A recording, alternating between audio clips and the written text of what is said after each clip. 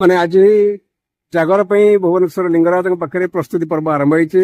ଏକ ଆମର ସାଂସ୍କୃତିକ ପରିଷଦ ମଧ୍ୟ ସେମାନଙ୍କର ପ୍ରେସ୍ ମିଟ୍ କରାଇକି ବିଭିନ୍ନ କଥା ସବୁ ବିଭିନ୍ନ କାର୍ଯ୍ୟକ୍ରମ ବିଷୟରେ ମାନେ ଲୋକମାନଙ୍କୁ ଅବଗତ ଭକ୍ତମାନଙ୍କୁ ଅବଗତ କରାଇଛନ୍ତି।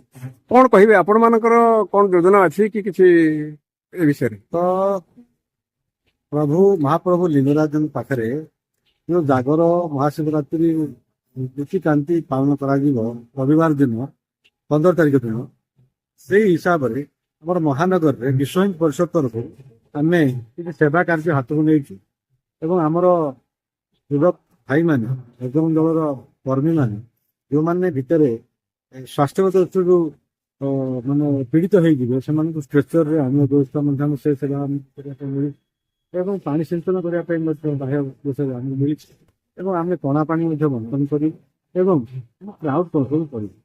କ୍ରାଉଡ୍ କଣ୍ଟ୍ରୋଲ ଆମେ ସବୁ ବର୍ଷ କରୁଛୁ। ଆମର ପରିଷଦ ବଜରଙ୍ଗ ଦଳ ତରଫରୁ ବଜରଙ୍ଗ ଦଳ କର୍ମୀ ଭାଇମାନେ ଆମର ଏଇ ଯେଉଁ କ୍ୟୁ ମେଣ୍ଟେନ୍ କରିବେ, ଭକ୍ତମାନଙ୍କର ଯେଉଁ ଲାଇନରେ ଯିବା ମେଣ୍ଟେନ୍ କରିବେ ଏବଂ